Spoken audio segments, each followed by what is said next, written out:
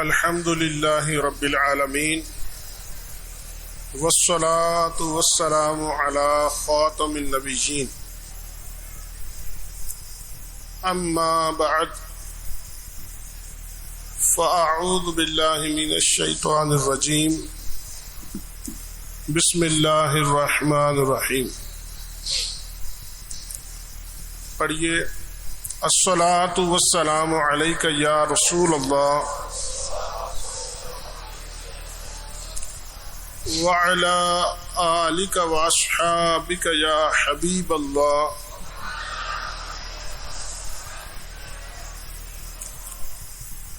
الصلاۃ والسلام علیک یا نبی اللہ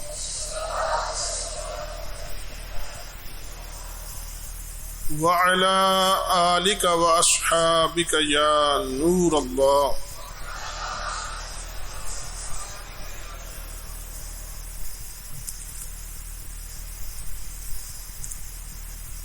میرے شیخ طریقت امیر اہل سنت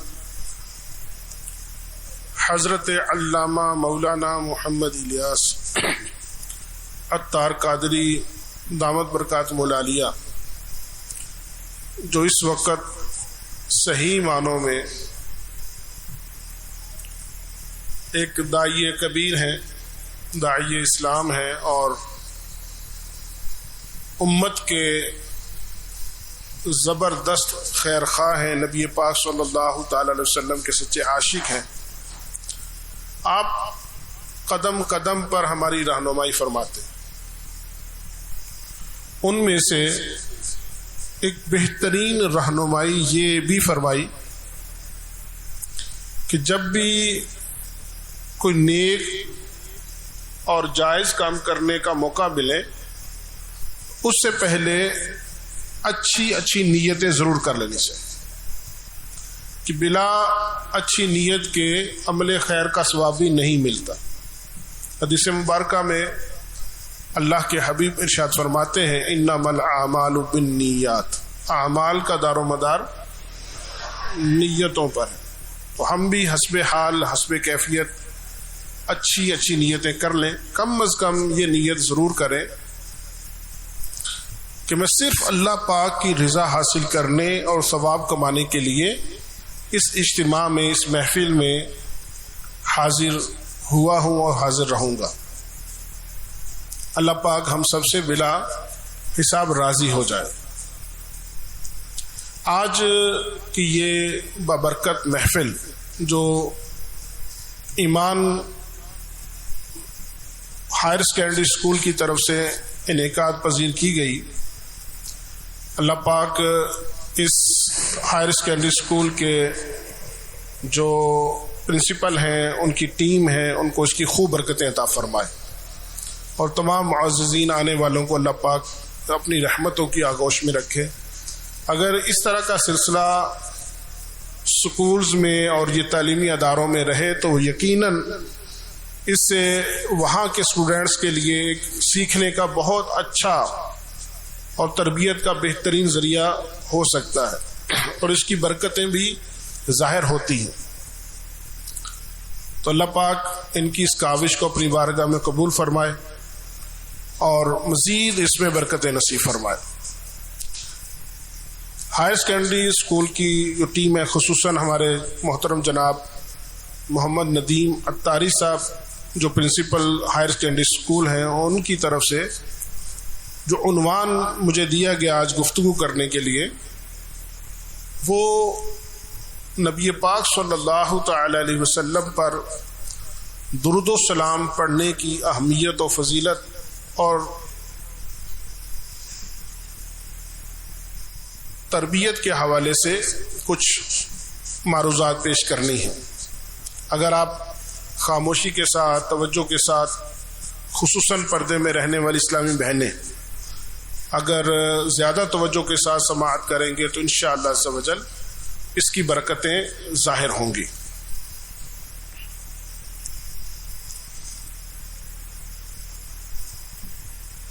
اللہ پاک کے پیارے حبیب صلی اللہ تعالی علیہ وآلہ وسلم جو بلا شک و شبہ اللہ کے محبوب ہیں اور کائنات میں سب سے عظیم ہستی بعد از خدا بزرگ توئی قصہ مختصر نبی پاک صلی اللہ تعالی علیہ وسلم کی ہستی ہے۔ ڈاکٹر اقبال نے ایک شعر میں سمجھانے کی کوشش فرمائی ہے، اقبال یہ کس کے عشق کا فیض عام ہے، اقبال یہ کس کے عشق کا فیض عام ہے، رومی فنا ہوا حبشی کو دوام ہے۔ میں شعر کو سمجھانے کی کوشش کرتا ہوں۔ ڈاکٹر اقبال جو مفکر مشرق تھے، مفکر پاکستان تھے، اور ان کی جو تحریر ہے، ان کی جو تقریر ہے، ان کے جو اشعار ہیں وہ بڑے پرمغز اور معنی خیز ہوتے ہیں۔ وہ اپنے اس شعر میں اپنے ایک تخیل اور ایک اپنے تصور کی ترجمانی کرتے ہیں کہ میں نے جو دنیا میں ایک انالیسز کیا، ایک جائزہ لیا، دنیا کو دیکھا تو میں حیران ہوں، اقبال میں حیران ہوں کہ دنیا جس طرف جا رہی ہے وہ تو غلط رستے پر ہے۔ دنیا شہرت کے پیچھے جاتی ہے، دنیا دولت کے پیچھے جاتی ہے، حالانکہ شہرت اور دولت تو دونوں تباہ ہو گئے، فنا ہو گئے۔ اگر بقا ہے تو وہ تو عشق ہے، اگر بقا ہے وہ تو محبت رسول کو ہے۔ پھر اس کی ایگزامپل اپنے شعر میں دیتے ہیں کہ آج سے 1500 سال پہلے، 1450 سال پہلے جو سلطنت روم تھی، اس وقت کی سپر پاور، اس کا جو بادشاہ تھا اس کے نام کو کوئی جانتا نہیں ہے۔ آج بھی اسٹوڈنٹ بڑے پڑھے لکھے کالج لیول تک کے ہیں، کسی کو 1450 سال پہلے سلطنت روم کے بادشاہ کا نام آتا ہے؟ جس کو آتا ہے کھڑا کرے، کسی کو بھی نہیں آتا۔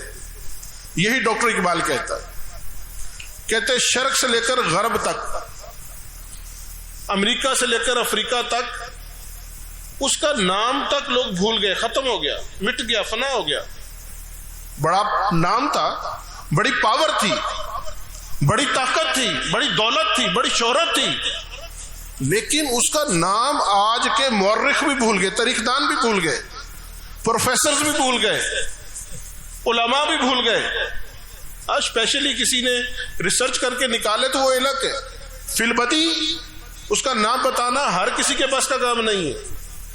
فرماتے لیکن ایک عاشق تھا، نہ دولت تھی نہ شہرت تھی، نہ اسے پاس بٹھانا کو پسند کرتا تھا، نہ اس کے ساتھ کھانا کو پسند کرتا تھا، نہ اسے کو خریدنا پسند، غلام تھا۔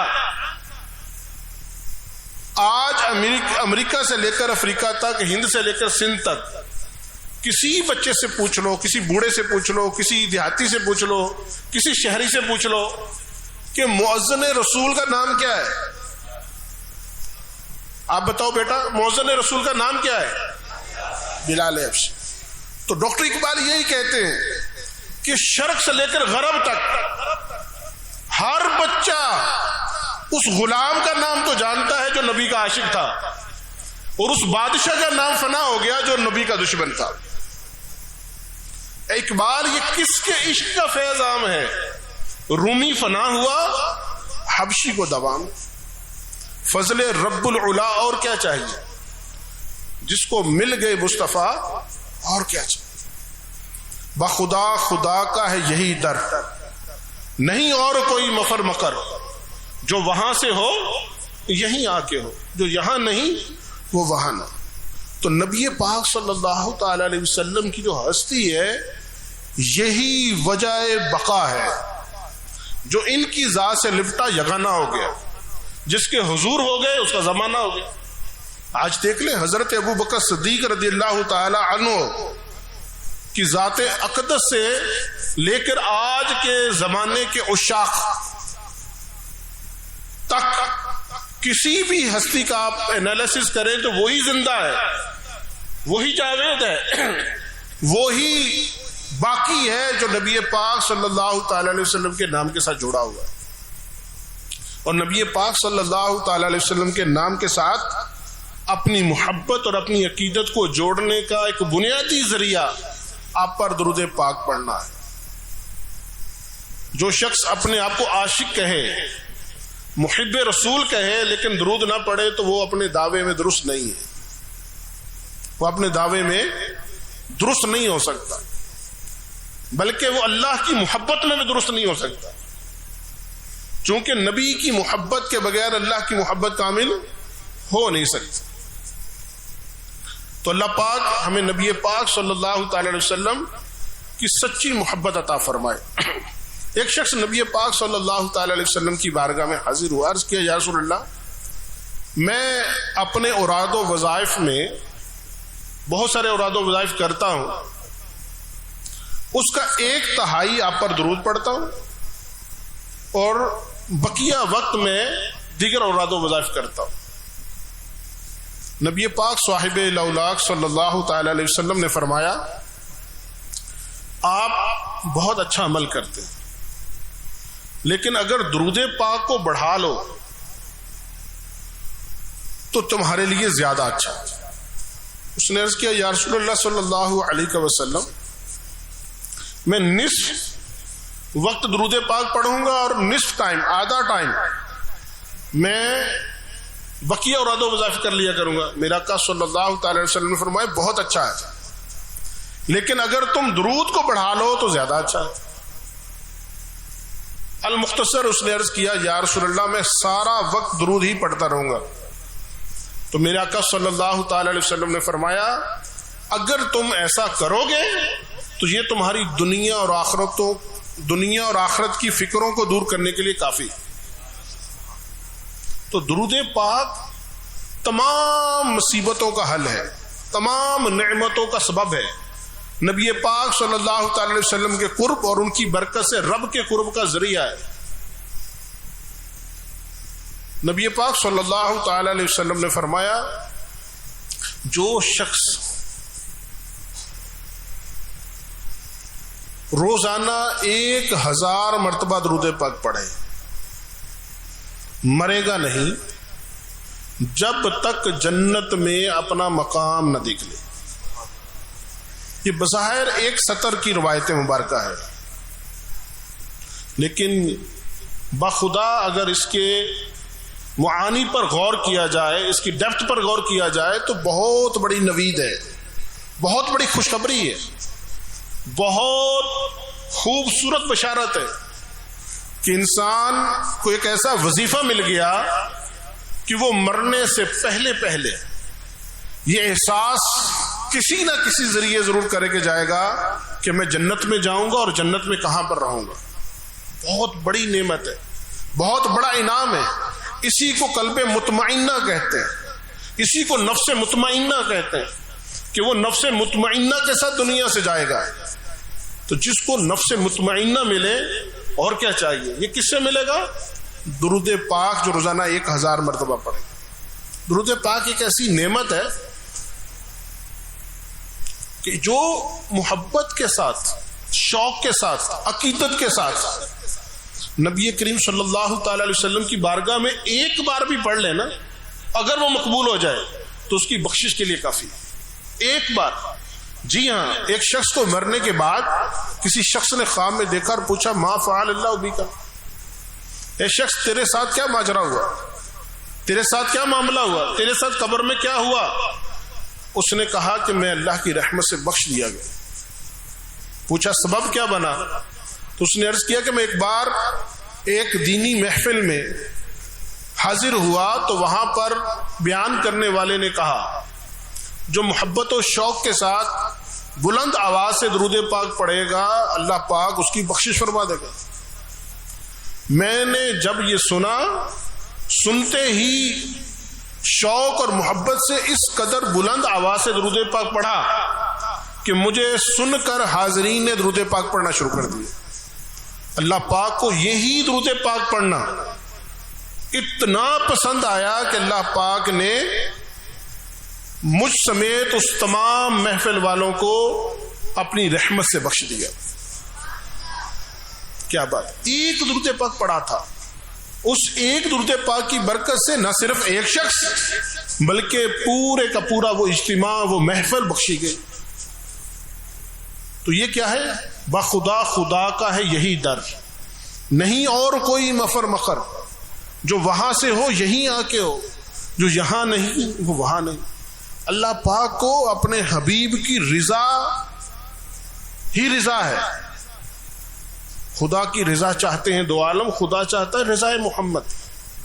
اس ٹاپک پر پوری بات ہو سکتی، پوری گفتگو ہو سکتی. لیکن اگر ہم درود پاک سے دوستی کر لیں، درود پاک کو عقیدت و محبت دیں، اور ماشاء اللہ آپ کے لیے تو بڑی اسی کہتے ہیں کہ اور خوشی کی بات کیا ہو سکتی کہ آپ کے سکول انتظامیہ کی طرف سے باقاعدہ درود پاک کا اہتمام کیا جاتا ہے اور اس پر انعام دیا جاتا ہے. انعام بھی کیسا؟ مدینے کا انعام، سفر طیبہ کا انعام، سفر مدینہ کا انعام. اللہ پاک ہم سب کو نصیب فرمائے.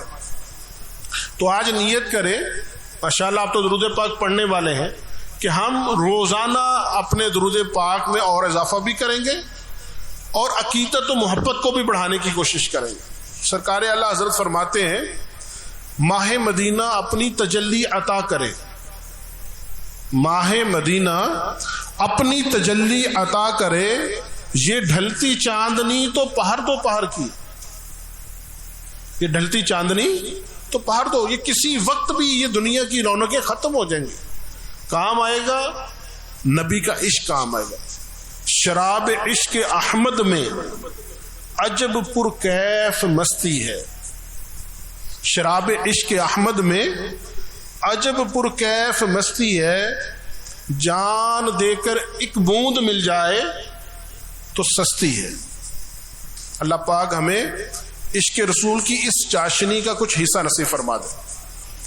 یہ تو درود پاک کے حوالے سے میں نے آپ کے سامنے عرض کیا. اب ایک بار محبت کے ساتھ درود پاک پڑھیے. صلو علی الحبیب صلی اللہ تعالی علی محمد وعلی آلہ وصحبہ وبارک وسلم. میرے پیارے اور محترم اسلامی بھائیوں، ہم سب طالب علم ہیں، اور جو علم ہے نا، علم، ماہرین علم کہتے ہیں کہ یہ ایک پوزیٹو چینج کا نام ہے، ایک اچھی تبدیلی کا نام ہے. علم انسان کی نیچرل ایبلٹیز کو ابھارتا ہے، تازہ کرتا ہے، اس کی سکلز کو نکھارتا ہے. علم اگر علم یہ اپنا کام نہ کرے، پوزیٹو چینج نہ لائے، اچھی تربیت نہ کرے، اچھے اخلاق پیدا نہ کرے، سافٹ سکل نہ اس کے اندر آئے، تو پھر اس آنے والی معلومات کو علم نہیں کہا جائے گا. اس جو ہم پھر یہ نقوش پڑھ رہے ہیں، اس کو پھر علم نہیں کہا جائے گا. علم ہمیشہ روشنی دیتا ہے اور ایک خوبصورت منزل تک پہنچاتا ہے. اسی کا تذکرہ نبی پاک صلی اللہ تعالی علیہ وسلم نے کیا ہے. میں اس کو آپ کے سامنے عرض کرنے کی کوشش کرتا ہوں. نبی پاک صلی اللہ تعالی علیہ وسلم نے ارشاد فرمایا، اللہ کی بارگاہ میں دعا کی، عرض کیا، اللہم انی اسألک علما نافعا. اے مالک میں تجھ سے علم نافع کا سوال کرتا ہوں. اور ایک دعا میں عرض کیا، اللہم انی اعوذ بک من علم لا ينفع. اے مالک میں تجھ سے علم غیر نافع سے پناہ چاہتا ہوں. یہ دونوں دعائیں یہ محض فرمان نہیں ہے، فرمان سے بڑھ کر دعا ہے. یہ فرمان والدعا ہے کہ اللہ پاک کے حبیب ایک دعا میں اللہ سے علم نافع کے طالب ہیں، دوسری دعا میں علم غیر نافع سے پناہ چاہ رہے ہیں. تو یہ پتہ چلا کہ علم دو طرح کے، علم کی بنیادی دو قسمیں ہیں، ایک علم نافع ہے اور ایک علم غیر نافع ہے. تو اس سے پتہ چلا کہ ہر معلومات اچھی نہیں ہے، ہر چیز اچھی نہیں ہے. اچھی معلومات وہی ہے جو اچھا کر دے، آؤٹ کم بیس، آج کل نا آؤٹ کم بیس ایجوکیشن کا ایک ورڈ یوز کیا جاتا ہے، آؤٹ کم بیس ایجوکیشن حاصل کریں، آؤٹ کم ہونے چاہیے. تو بھئی سب سے بڑی آؤٹ کم تو اچھی تربیت ہے نا، اچھے اخلاق، اچھے ایتھکس ہیں. تو جو علم انسان کے اندر اچھی تبدیلی نہ لے کر آئے وہ علم نہیں ہے. حضرت ابو عینہ رضی اللہ تعالی عنہ فرماتے ہیں کہ اللہ پاک نے ارشاد فرمایا انما یخشی اللہ من عبادہ، انما یخشی اللہ من عبادہ العلماء، بے شک اللہ سے ڈرنے والوں میں، بے شک اللہ کے بندوں میں سے زیادہ وہی ڈرتے ہیں جو علم والے ہیں. تو آپ فرماتے ہیں کہ اللہ پاک نے تو علم کا جو آؤٹ کم دیا ہے نا، علم کا جو آؤٹ کم ہے وہ خوف خدا ہے، وہ اچھے اخلاق ہے. اگر علم اپنا آؤٹ کم نہ دے تو وہ پھر علم نہیں ہو سکتا. چونکہ قرآن نے جس بات کو ذکر کر دیا کہ علم وہ بیج ہے جو جس کا آؤٹ کم خوف خدا ہے، علم وہ بیج ہے، علم وہ بیج ہے جس کا آؤٹ کم خوف خدا ہے، اچھے ایتھکس ہیں، اخلاق ہیں. اگر اچھے اخلاق اور خوف خدا کا آؤٹ کم نظر نہیں آ رہا تو پھر بیج پر غور کریں، بیج صحیح نہیں ہے، پھر آپ کی بنیاد ٹھیک نہیں ہے، پھر آپ کا علم ٹھیک نہیں ہے. تو علم لازمی خوف خدا دیتا ہے. حضرت ابو عینہ رحمۃ اللہ تعالی علیہ فرماتے ہیں کہ جو علم کا دعویٰ کرے لیکن اس میں اچھے اخلاق اور خوف خدا نظر نہ آئے تو اپنے دعوی علم میں جھوٹا ہے. علم لازمی انسان کو نیک بناتا ہے، اچھے اخلاق دکھاتا ہے، اچھی تربیت دیتا ہے. لیکن یہ علم کب ایسا کرے گا؟ جب ہم علم سیکھیں گے، جب ہم علم کو سمجھیں گے، علم کی روح اور چاشنی کو محسوس کریں گے. ہم تو ڈگری کے لیے پڑھ رہے ہوتے ہیں، پاس ہونے کے لیے پڑھ رہے ہوتے ہیں، آگے بڑھنے کے لیے پڑھ رہے ہوتے ہیں، شہرت کے لیے پڑھ رہے ہوتے ہیں، ہم تو دولت کے لیے پڑھ رہے ہوتے ہیں. تو یہ پڑھنا نہیں ہے، یہ علم نہیں ہے. ہم نے تو اپنی اس روز کی حاضری کا آؤٹ کم ہی ایک الگ رکھ لیا، قرآن سے ہٹ کر رکھ لیا، فرامین مصطفیٰ سے ہٹ کر رکھ لیا، بزرگان دین کی تربیت سے ہٹ کر رکھ لیا. اسلام 3 چیزوں کی مذمت بیان کرتا ہے: شہرت کی، دولت کی طلب کی، بلا یعنی ایسی دولت جو انسان میں فخر تکبر پیدا کرے، اور خود پسندی کی. تو ہم ان تینوں چیزوں کے لیے پڑھ رہے ہوتے ہیں. حالانکہ علم حاصل کرنا اس کا مقصد یہ نہیں ہے. علم تو انسان کو اچھا انسان بنانے کے لیے، اچھا کردار سکھانے کے لیے. اور سب سے بڑھ کر علم کا جو بنیادی غرض و غایت ہے، تصور علم ہے، وہ اللہ کی معرفت کے حصول ہے، اللہ کی رضا کا حصول ہے. تو اب مجھ میں سے، ہم میں سے ہر شخص کو غور کرنا ہے کہ میں جن کتابوں کے اوراق پڑھ رہا ہوں، کیا اس سے میں اپنے درست آؤٹ کم کی طرف بڑھ رہا ہوں یا میری رستہ چینج ہو گیا. اچھا، اس میں ایک اور بات بھی بتاؤں. آپ سوچیں گے کہ شاید ہمارا کیریکولم ہی یہ ہے، ہمارا استاد ہی یہ پڑھاتا ہے. یہ بات بھی درست نہیں ہے. بات ہمیشہ کیریکولم ہی سب کچھ نہیں ہے. کیریکولم ٹھیک ہوتا ہے، نتیجہ غلط دے رہا، وہ کیریکولم کا پرابلم نہیں ہے، وہ اس زمین کا پرابلم ہے، وہ اس طبیعت کا پرابلم ہے. آپ دیکھیں قرآن پاک تو کامل کیریکولم ہے نا. خود قرآن کہتا ہے ذالک الکتاب لا ریب فیہ، کہ قرآن وہ کتاب ہے جس میں شک کی کوئی گنجائش ہی نہیں ہے.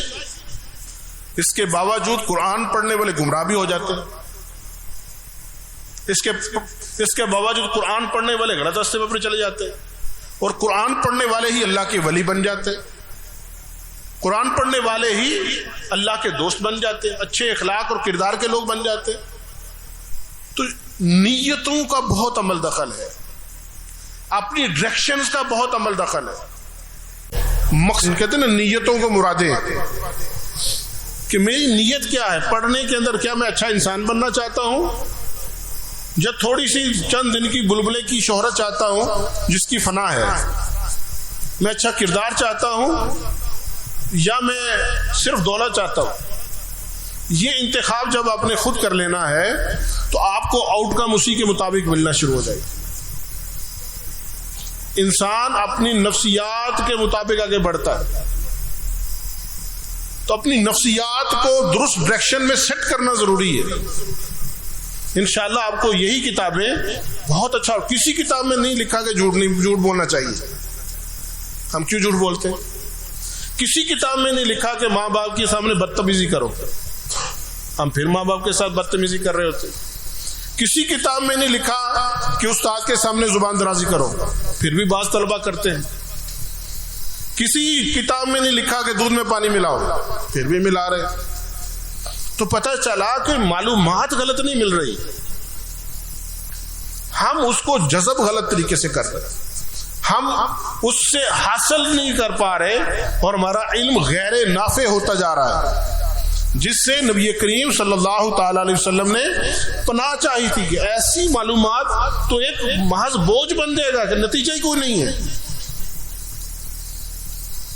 حاصل کچھ ہو رہا ہے، نتیجہ کچھ نکل رہا ہے. تو اس سے بچنے کے لیے ہمیں سب سے پہلے اپنی نیتوں کی ڈائریکشن کو درست کرنا ہے، اپنی غرض و غائد کو درست متعین کرنا ہے، اپنے گول درست سیٹ کرنے ہیں، اپنے آبجیکٹو آف لائف کو بالکل کرسٹل کلیئر کرنا ہے کہ میں کیا کرنا چاہتا ہوں. اچھا انسان بننا چاہتا ہوں نا، جب بننا چاہتا ہوں تو پھر اس کے مطابق اپنی روزانہ کے اسکیجول کو، اپنے روزانہ کے جو ایکٹیویٹیز کو، اس کے مطابق آپ روزانہ انالیسس کریں، تجزیہ کریں، غور کریں، کریٹیکل تھنکنگ کریں، اپنے اوپر کریں کہ میں اپنی جو میری زندگی کا آؤٹ کم ہے، کا آبجیکٹو ہے، اس کی طرف بڑھ رہا ہوں یا نہیں بڑھ رہا.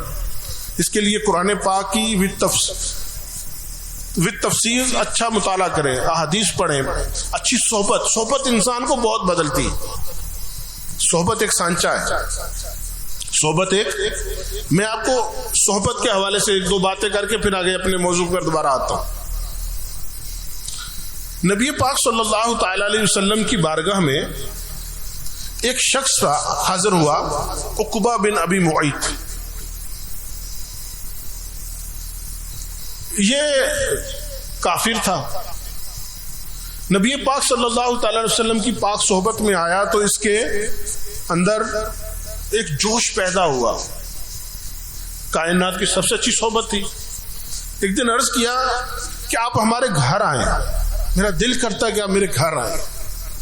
میرے آقا صلی اللہ تعالی علیہ وسلم نے فرمایا آپ اسلام قبول کرو تو میں آپ کی دعوت قبول کر لوں گا.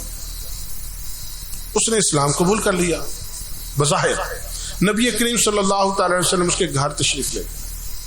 اس کے برے دوستوں کو پتہ چل گیا، منافقین کو پتہ چل گیا، دیگر کفار کو پتہ چل گیا کہ محمد صلی اللہ تعالی علیہ وسلم ان کے گھر آ گئے ہیں، یہ تو اب ہماری جماعت سے گیا. اس برے دوستوں نے اس کو اپنے دوستی کے حصار میں لیا اور خسر پسر شروع کر دی اور کہا کہ یہ تم نے کیا کیا؟ اپنے باپ دادا کے دین کو چھوڑ دیا، تم نے یہ بینیفٹ چھوڑ دیا، یہ بینیفٹ چھوڑ دیا، تم محصور ہو گیا.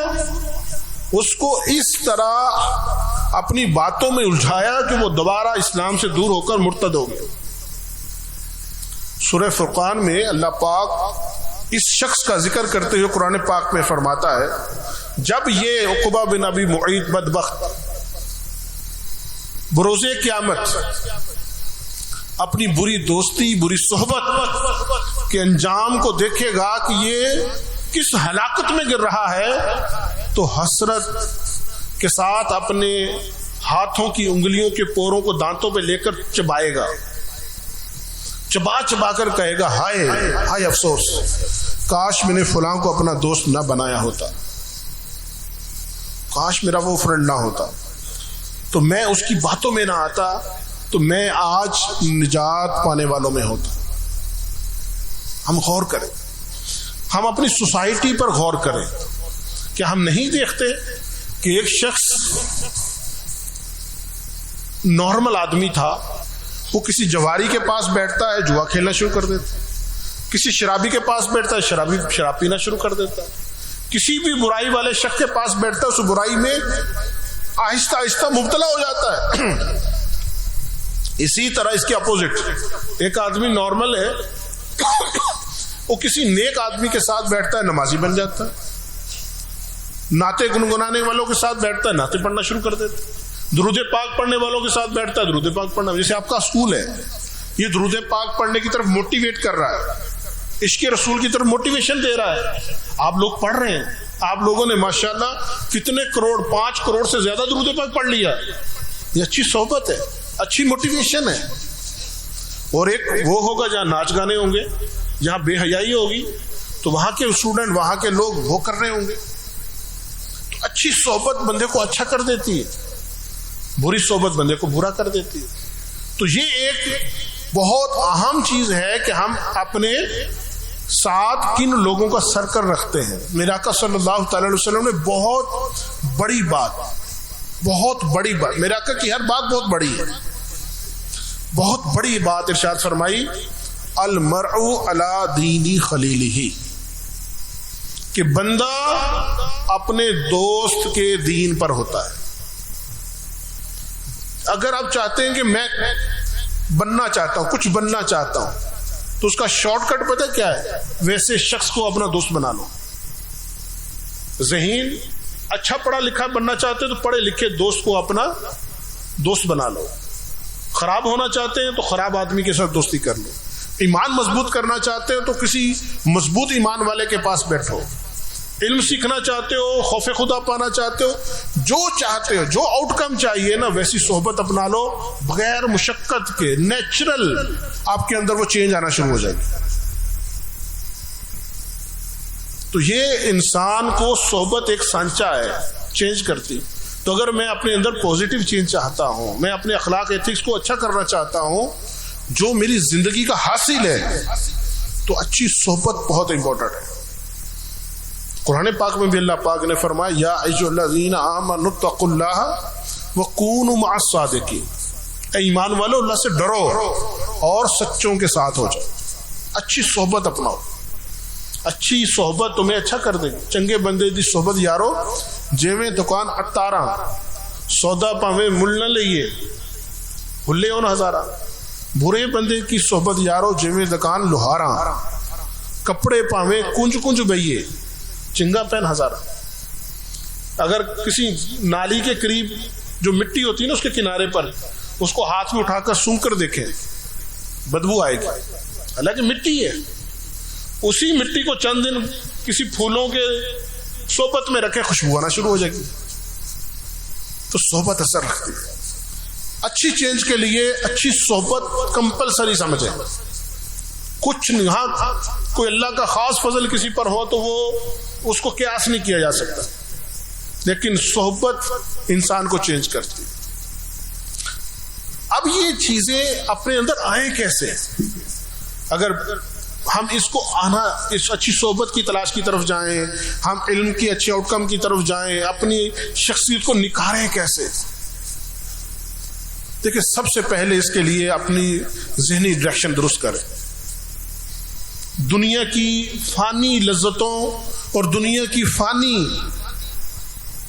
چیزوں کو چھوڑ کر جو دائمی نعمتیں ہیں اس کو سمجھیں، اس میں ڈفرنس کریں، ان کا کوئی کمپیریٹیو انالیسس کریں اور ایک اچھے نتیجے پر نکالیں اور اپنے ذہن کو وہاں فٹ کریں. پھر دیکھیں اپنی زندگی میں کتنا سکون اور اطمینان ملے گا، کامیابی ملے گی، اخلاق اچھے ہو جائیں گے. اور اخلاق کا سب سے جو دنیاوی اعتبار سے سب سے اہم ترین ایریا ہے نا، وہ 3 ہے.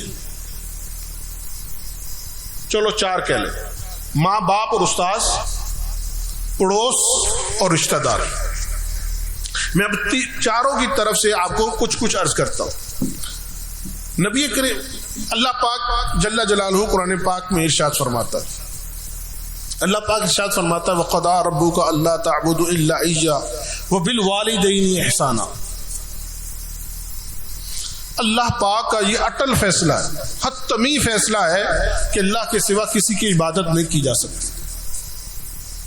وَبِالْوَالِدَيْنِ إِحْسَانًا، اور یہ بھی اسی اٹل فیصلے کا حصہ ہے کہ ماں باپ کے ساتھ ہمیشہ اچھا سلوک کیا جائے.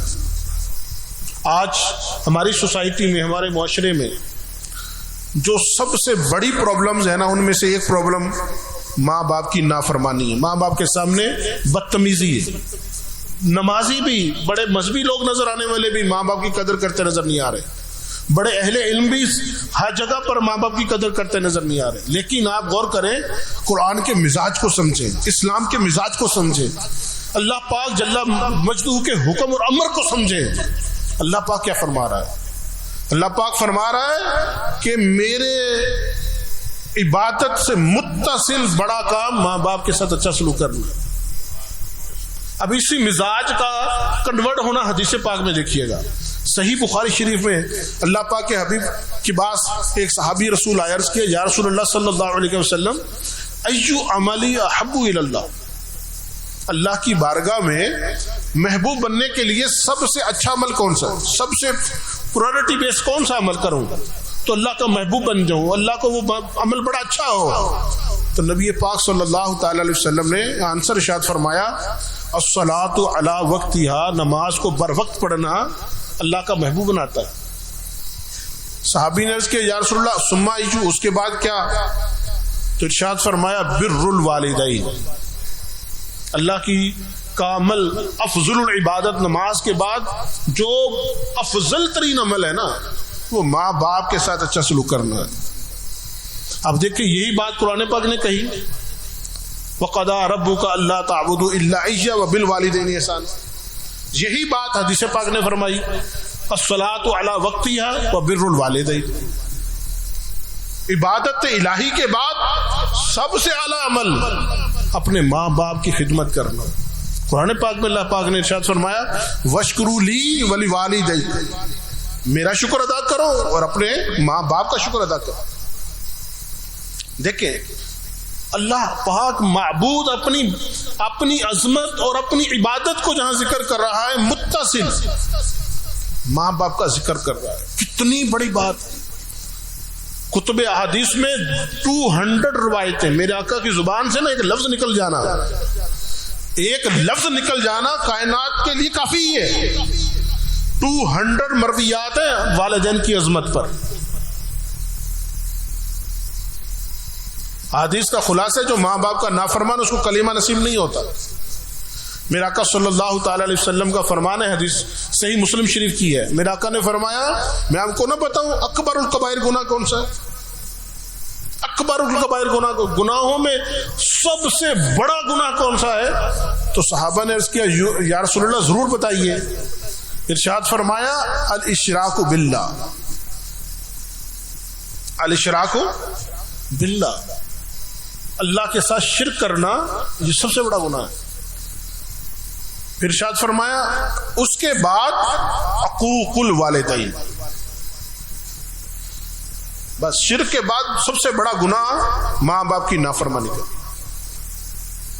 میں نہیں کہہ رہا، یہ کسی مولانا صاحب کا فرمان نہیں سنایا، یہ کسی پروفیسر صاحب کا فرمان نہیں سنایا، اللہ کے حبیب کا جو اللہ کے حکم کے بغیر بولتا نہیں ہے.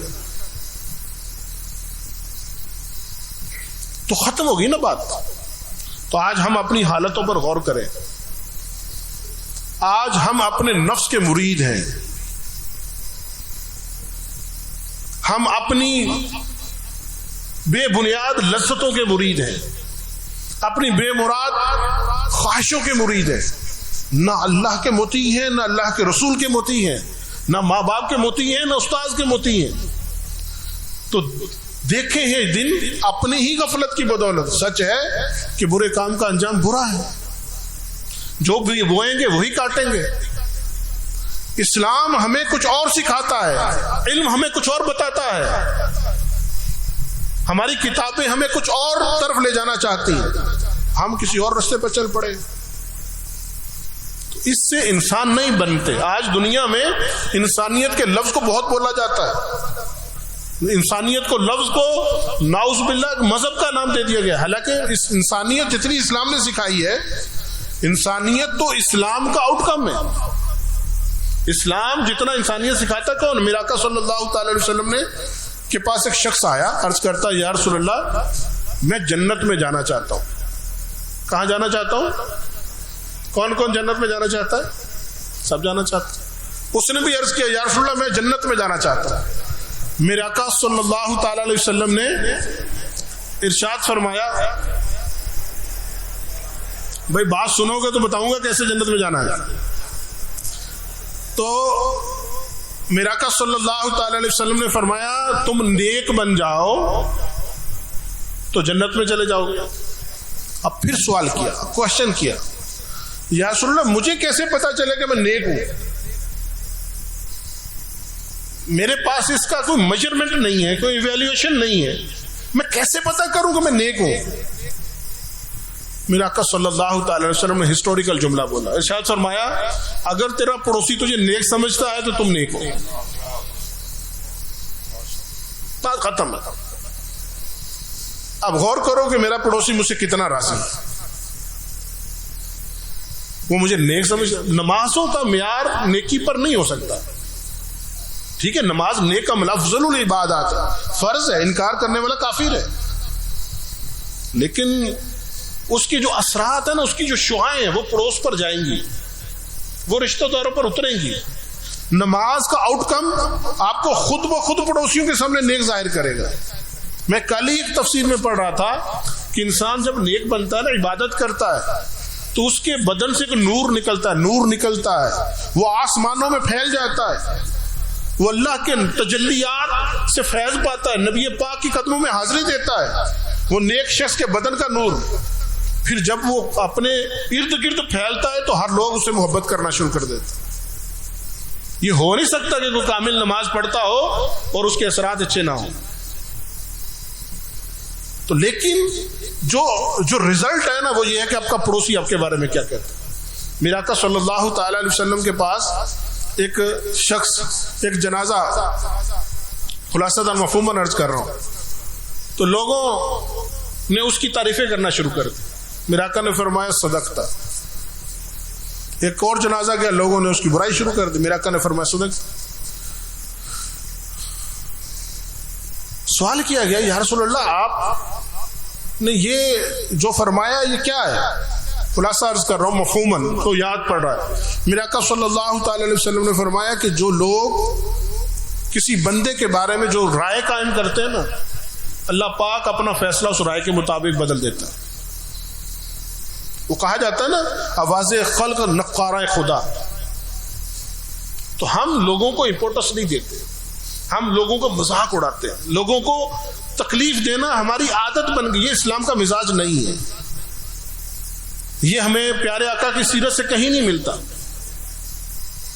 ایک مومن کی عظمت کعبۃ اللہ سے بڑھ کر ہے، جس کو چومنے کے لیے لاکھوں روپے خرچ کر کے جاتے ہیں. تو آج ہمارے دائیں بائیں کتنے مومن ہیں، کتنے مسلمان ہیں، ہم ان کا دل دکھا رہے ہوتے ہیں. سب سے بڑھ کر اپنے ماں باپ بہن بھائیوں کا دل دکھا رہے ہیں. ان سے یعنی ایک لفظ ہم پنجاب میں شرکا بازی کر رہے ہیں.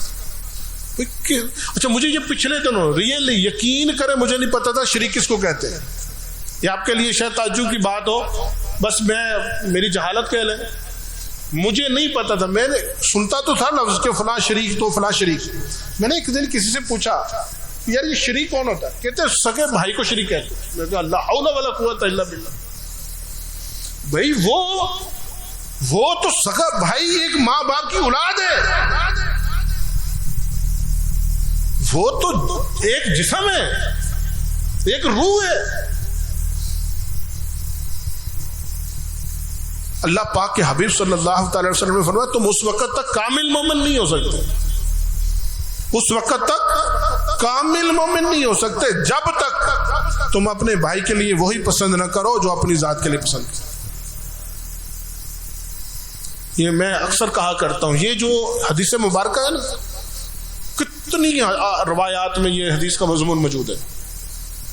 اگر صرف اس ایک اصول کو، اس ایک حدیث کو دنیا کی ورلڈ کی سپر پاوریں ایک انٹرنیشنل پرنسپل بنا کر اس کے مطابق زندگی گزارنا ہر مسلمان پر نافذ کر دیں، باخدا ایک دن میں دنیا میں من قائم ہو جائے. صرف اس ایک فرمان پر. مجھے بتائیں کیا کوئی شخص چاہتا ہے کہ قتل ہو؟ جب وہ قتل نہیں ہونا چاہتا تو قتل کرے گا کیوں؟ جھوٹ اس سے بولا جائے وہ پسند نہیں کرتا، دوسرے کے ساتھ جھوٹ نہ بولے، یعنی ہر برائی وہ نہیں چاہتا کہ میرے ساتھ ہو. تو وہ پھر حدیث کا مطالبہ یہ ہے، ایمان کا تقاضا یہ ہے کہ وہ کسی کے ساتھ برائی نہ کرے. یہ اتنا عظیم فرمان ہے. اچھا اس کے اندر اب غور کریں میرے پیارے اسٹوڈنٹ، غور کریں. یہ جو فرمان ہے نا، یہ سگے بھائی کے بارے میں نہیں ہے، یہ سگی بہن کے بارے میں نہیں ہے، یہ تو اینی ون کسی بھی مسلمان بھائی کے بارے میں ہے. چاہے وہ افریقہ کے اندر رہ رہا ہے، امریکہ کے اندر رہ رہا ہے، یورپ میں رہ رہا ہے، ہند میں رہ رہا ہے، سندھ میں رہ رہا ہے. ایچ اینڈ ایوری پرسن، کوئی بھی شخص ہے، اگر وہ کلمہ پڑھتا ہے، اگر اس کا ایمان درست ہے، تو میرے جذبات وہی ہونے چاہیے جو جذبات میں اپنے بارے میں پسند کرتا ہوں اس کے لیے ریئل. ایک ہوتا ہے نا کہ میں عمل ایسا کروں، نہ عمل نہیں، کیفیت بھی وہی ہونی چاہیے، کیفیت بھی وہی ہونی چاہیے. یہ اسلام کا تقاضا ہے. میں آپ کو بتاتا ہوں، اس کو میں آپ کو حدیث پاک سے ثابت کرتا ہوں. ویسے تو یہ حدیث پاک ہی سنا رہا ہوں، اس کا ہی شرح بردار ہوں، لیکن میں ایک اور حدیث پاک اس کی تائید میں بتاتا ہوں. لیکن اس سے پہلے اپنی حالتوں پر ہم غور کریں. آج ہماری سوسائٹی میں پتہ کیا ہے، ہم نے کسی کے بارے میں وہ جذبات رکھنا تو بڑی دور کی بات ہے. اگر ہماری بہن وراثت میں اپنا حصہ مانگ لینا، تو ہمارے پنجاب کا کلچر پتہ کیا ہے، بھائی کہتا تیرا میرا مرنا جینا ختم. اس سے بھائی وہ اپنا حصہ مانگ رہی ہے، تو بڑا مرد بنا بیٹھا ہے، تو بڑا چودھری بنا بیٹھا ہے، اپنے حصے میں سے کیا کہتے ٹکا نہیں دے رہا ہے، اس کا پورا حصہ کھا رہا ہے، اور اپنے آپ کو مسلمان بھی کہہ رہا ہے، اور اپنے آپ کو چودھری بھی کہہ رہا ہے، اور اپنے آپ کو بڑا محلے کے اندر خوددار بھی سمجھ رہا ہے. جذبہ تو یہ ہونا چاہیے تھا، اسلام کا تقاضا تو یہ ہونا چاہیے تھا کہ میں جو چاہتا ہوں کہ مجھے دولت مل جائے تو دولت میری بہن کو بھی ملنی چاہیے. ماں باپ لباس سے محروم ہے، اچھے لباس سے محروم ہے، میں چاہتا ہوں روزانہ 3 پیس پہنوں. یہ کس چیز کی مسلمانی، یہ کس چیز کے اخلاق ہے؟ نہ اسلام کا یہ مزاج ہے، نہ تعلیم یہ دیتی ہے ہمیں. تو اے خاصان رسول، وقت دعا ہے، امت پہ تیری آ کے اج وقت پڑا ہے. وہ دین بڑی شان سے نکلا تھا وطن سے. وہ دین جو وطن سے نکلا تھا پتہ کیا تھا؟ میں بتاتا ہوں کہ حضرت جریر بن عبداللہ رضی اللہ تعالیٰ عنہ نبی پاک صلی اللہ تعالیٰ علیہ وسلم کی بارگاہ میں حاضر ہوئے. عرض کیا یا رسول اللہ، میں آپ کے ہاتھ پر بیعت کرنا چاہتا ہوں، اس بات پر کہ میں پکا مسلمان ہوں، ہمیشہ اسلام پر قائم رہوں گا. نبی پاک صلی اللہ تعالیٰ علیہ وسلم نے فرمایا ٹھہرو، ایک اور وعدہ کرو. عرض کیا یا رسول اللہ وہ کیا؟ ارشاد فرمایا کہ ہمیشہ ہر مسلمان کے ساتھ خیر خواہی کرو. تو یا رسول اللہ لبیک یا رسول اللہ، میں ہر مسلمان کے ساتھ اچھا سلوک کروں. وعدہ تو کر لیا. وہ وعدہ تھا سچے مسلمان کا، وہ وعدہ تھا پکے مسلمان کا، وہ وعدہ تھا سچے عاشق کا، اچھے مسلمان کا. اب اس وعدے کے امتحان کا وقت آیا. کیا آیا کہ حضرت جریر بن عبداللہ نے ایک گھوڑا خریدا. گھوڑے کا سودا طے ہوا 300 درہم. اب آپ نے اس کا ریٹ بڑھانا شروع کر دیا، بڑھاتے بڑھاتے 800 درہم تک لے آئے. وہ بیچنے والا حیران ہو گیا، عرض کرتا ہے جریر، تیرا گھوڑے کا سودا مجھ سے 300 درہم میں ڈن تھا، میں راضی تھا، تو نے یہ 300 کے بجائے 800 درہم کیوں دینے پر راضی ہو گئے؟ اس نے کہا کہ بخدا آپ کا گھوڑا 800 درہم کا ہے، آپ ایک انجان آدمی ہیں، آپ کو اس کی نسل کا، اس کی اوصاف کا پتہ نہیں ہے. گھوڑا 800 درہم کا ہے، گھوڑا یہ 800 درہم کا ہے، تو میں یہ 800 درہم سے کم نہیں لے سکتا. اس نے پوچھا چلو ٹھیک ہے، لیکن مجھے اس کے اندر کوئی راز کی بات بتاؤ کہ ایک چیز تمہیں 300 کی مل رہی تھی، تم نے 500 درہم ایکسٹرا دینے پر کیوں اتنا اصرار کر رہے ہو؟ کہتے مسئلہ یہ ہے کہ میں نے اپنے نبی کے ہاتھ پر وعدہ کیا تھا کہ میں ہر مسلمان کے ساتھ اچھا سلوک کروں گا، خیر خواہی سوچوں گا. تو مجھے جب پتا چل گیا کہ جو گھوڑا آپ کا 800 درہم کا ہے، تو میرے ایمان کا تقاضا کیسے کہ میں آپ سے 500 درہم سستا لے لوں؟ حالانکہ شرعی قباحت نہیں تھی. جب کسی چیز میں بیع و شرط طے ہو جائے تو بندہ اتنے میں چیز لے سکتا ہے، لیکن یہ ان کے ایمان کی طاقت تھی. یہ ان کے اخلاق کی پاور تھی، یہ ان کے اپنے نبی کے وعدے کا احساس تھا، یہ وہ اسلام تھا کہ اے خاصا نے رسول وقت دعا ہے، امت پہ تیری آ کے اج وقت پڑا ہے۔ جو دین بڑی شان سے نکلا تھا وطن سے، وہ دین پتہ کیا شان سے نکلا تھا کہ جب روح لب کر تھی اور پانی پیاس میں العطش پکار رہے تھے اور وہ اپنے پڑوسی کو پانی بڑھا رہے ہیں کہ اس کو بھی پانی کی ضرورت ہے، وہ اسلام بڑی شان سے نکلا تھا۔ آج پردیس میں غریب الغربا ہے کہ بیٹیاں باپ کے پاس محفوظ نہیں ہیں، رمضان المبارک کی حیا نہیں ہے، استاذ طالب علم سے گھبراتا ہے، ماں باپ اپنے اولاد کے سامنے جسے کہتے ہیں کمپرومائزڈ ہے۔ اسلام کا مزاج یہ نہیں ہے، یہ اخلاق نہیں ہے۔ یہ کیا وجہ ہے کہ یہ چیزیں ہم نے اسلام کو چھوڑ کر اپنے پیارے آقا اور مرزگان دین کی تربیت کو چھوڑ کر اپنے سوشل میڈیا کی دنیا اپنا لی ہے۔ جو کوئی کسی کو جو کہہ رہا ہے وہی دین ہے، جو کسی کو کہہ رہا ہے کہ یہ غلط ہے وہ غلط ہے۔ دنیا میں اتنی ایڈوانس دور میں جب کہتے ہیں کہ ہر چیز کا ریفرنس ہونا چاہیے، ہر چیز کی ریسرچ ہونی چاہیے، ریسرچ بیس بات ہونی چاہیے، اسی دور میں پڑھے لکھے لوگ ہر کسی کے پیچھے دوڑے پھرتے ہیں۔ بڑی عجیب بات لگتی ہے، بڑی نہ پڑھی لکھی بات لگتی ہے۔ تو میں آج اپنے ایمان ہائر سیکنڈری اسکول کے اساتذہ اور ان کے توسل سے اسٹوڈنٹس کو یہ خصوصاً عرض کروں گا کہ دیکھیں اس معاملے میں اپنی شخصیت کے معاملے میں ہمیں خود غرض ہو جانا چاہیے۔ اچھی شخصیت بنائیں جس کی خوشبوئیں قیامت تک باقی رہیں، اب کی قبر پر لوگ زیارت کرنے کے لیے آئیں، ورنہ رومی فنا ہو گیا ہے۔ بڑے وہ کسی نے بڑی خوب بات کی ہے، نہ بیلی ہو سکے گا بھائی نہ بیٹا باپ تے مائی، تو کیوں پھرتا سدائی؟ عمل نے کہا مانا ہے، کہاں ہے زور نمرودی، کہاں ہے تخت فرعونی، گئے سب چھوڑ یہ فانی، گرنا دان دانا۔ تو اپنی شخصیت کو خوشبودار بنائیں، لوگ اس خوشبو کو سونگیں تو آپ کی طرف بڑھیں، خوشگوار پرسنالٹی بنے، ملنسار پرسنالٹی بنے۔ اس کے لیے پیارے آقا کی سیرت کو پڑھیں، غور کریں، میرے آقا نے بچوں کے ساتھ کیسے وقت گزارا، بڑوں کے ساتھ کیسے وقت گزارا، پوری زندگی آپ کا جو ہے نا ہمارے لیے بہترین نمونہ ہے۔ خود قرآن کہتا ہے نا لقد کان لکم فی رسول اللہ اسوۃ حسنہ۔ آج میں بہت ساری جگہوں پر اسپیچ کرنے کے لیے حاضر ہوتا ہوں، بڑے پڑھے لکھے لوگوں کے پاس بھی جا کر میں ایک سوال کرتا ہوں، بظاہر پڑھے لکھے لوگوں سے سوال کرتا ہوں، آپ نے اتنا پڑھ لیا حضور، روزانہ اخبار پڑھتے ہیں، روزانہ نیوز دیکھتے ہیں، 3 گھنٹے نیوز دیکھتے ہیں، میرا ایک سوال ہے کہ آپ نے نبی پاک صلی اللہ تعالی علیہ وسلم کی سیرت کی کوئی ایک کامل کتاب غور و خوض کے ساتھ پڑھی ہے؟ میں آج تک کے ایکسپیرینس پر یہ کہتا ہوں اکثریت کا جواب نہ میں آتا ہے۔ دنیا بھر کے علوم پڑھ لیے، وہ نہیں پڑھا جس کو قرآن نے کہا تھا لقد کان لکم فی رسول اللہ اسوۃ حسنہ۔ جب اسوہ حسنہ دیکھا ہی نہیں، چکھا ہی نہیں، تو اسوہ حسنہ آئے گا کہاں سے؟ ہم تو اس طرف جا رہے ہیں وہ جو مدیت کی سوچ دیتے ہیں، جن کے نزدیک قبر نہیں ہے، جن کے نزدیک حشر نہیں ہے، جو کہتے ہیں کہ ماں باپ اگر کوئی بات کہیں تو آنکھوں میں آنکھیں ڈال کر ان سے اپنا حق چھین لو۔ قرآن کہتا ہے ماں باپ کو اف نہیں کہنا، آنکھیں نیچی کرو۔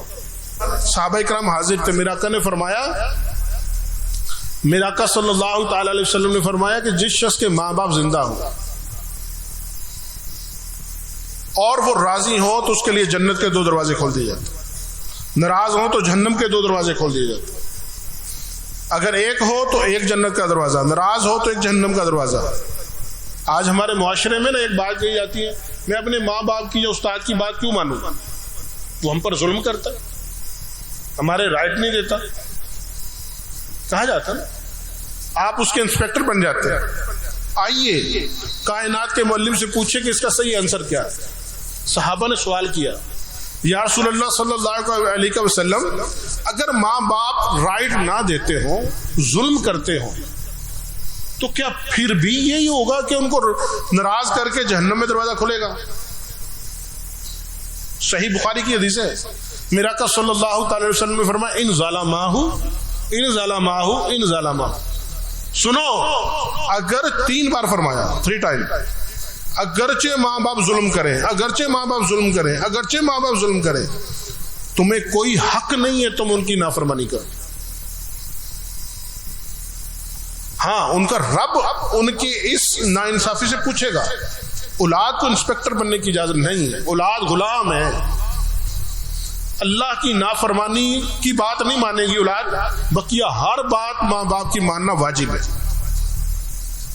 آج کیا ہے، ہم معاشرے میں بڑا اچھا بننے کی کوشش کرتے ہیں، پڑوسیوں کی مانیں گے، دوستوں کی. سب سے زیادہ اپنے نفس کے بعد پتہ کس چیز کے فرما بردار ہے؟ اپنے جھوٹے دوستوں کے. اور سب سے کم بات مانتے ہیں اپنے استاد اور ماں باپ کی، جنہوں نے ہمیں انسان بنانا ہے، جنہوں نے ہمیں شخصیت سنوارنی. اور ماں باپ کے سامنے یقین کریں، میں آپ کو ایک بات عرض کرنا چاہتا ہوں، نچوڑ کی بات عرض کرنا چاہتا ہوں. دنیا کا اللہ اور اس کے رسول اور اولیاء کی بات نہیں کر رہا، جنرل بات کر رہا ہوں. پوری دنیا کا خلوص ایک پلڑے پر رکھ دو، اور صرف سمپل ایک ماں باپ کا خلوص اولاد سے دوسرے پلڑے پر رکھ دو، یہ بھاری ہے. واحد یہ ماں باپ اور استاد ایسی ہستی ہے جو اپنے اسٹوڈنٹ کو، اپنے استاد کو، اپنی اولاد کو اپنے سے زیادہ ترقی یافتہ دیکھنا چاہتے ہیں. ورنہ ہر کوئی آگے پڑھنے کے چکر میں، دبانے کے چکر میں.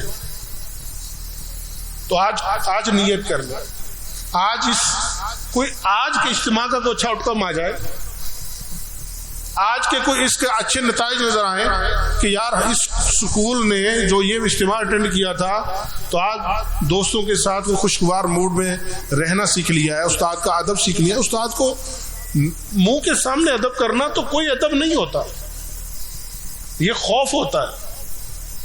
ادب تب ہے کہ جب آپ نماز پڑھو نا تنہائی میں، تو اپنے استاد کے لیے دعا کرو جو مجھے انسان دنیا کے اندر کامیاب انسان بنا رہا ہے، دنیا کے عام لوگوں سے مجھے ترقی دے رہا ہے. استاد کا رتبہ، ماں باپ کی کتنی باتیں سنی، میں اتنی اس سے کہیں زیادہ سنا سکتا ہوں. ان تمام فضیلتوں سے بڑی فضیلت استاد کی ہے. تو آج کیا نتیجہ نکالیں گے ہم؟ انشاءاللہ ہم اپنے زندگی میں علم کا پوزیٹیو چینج لے کر آئیں. اس کے لیے قرآن پاک پڑھیں گے، حدیث پاک پڑھیں گے، درود پاک پڑھیں گے، پیارے آقا کی سیرت پڑھیں گے. پیارے آقا کی سیرت کی کتاب، اگر میں آپ کو مشورہ دے دیتا ہوں، چھوٹی سی کتاب ہے، اگر عید سے پہلے پڑھ لیں، چلو مجھے ثواب مل جائے گا. کتاب کا نام ہے سیرت جان رحمت. سیرت ایک چھوٹی سی کتاب ہے، مکتبۃ المدینہ پر نئی آئی ہے، بالکل بہت اچھی تحقیقی ریفرنس کے ساتھ کتاب ہے. اس کتاب کو آپ حاصل کر لیں، وائٹ ٹائٹل کے ساتھ ہے. آپ اس کتاب کو حاصل کریں، پڑھیں. اور پڑھنا صرف یہ نہیں کہ میں یہ کہنے والا بن جاؤں گا کہ میں نے پڑھا ہے، نہیں، سیکھنے کے لیے پڑھیں، آبزرو کریں، اس میں سے کچھ اخذ کریں. اپنی ذات سے تو یار سچے ہو جاؤ نا. دنیا انسان ہر کسی سے وہ بناوٹی کام کر سکتا ہے، اپنی ذات سے تو نہیں کرنی ہے نا یار. اپنی ذات سے تو ہمیں ٹھیک ہونا ہے نا. تو دعوت اسلامی کا دینی ماحول ہمیں اسی طرف لے جانا چاہتا ہے کہ فنا سے بقا کی طرف تیاری کرو.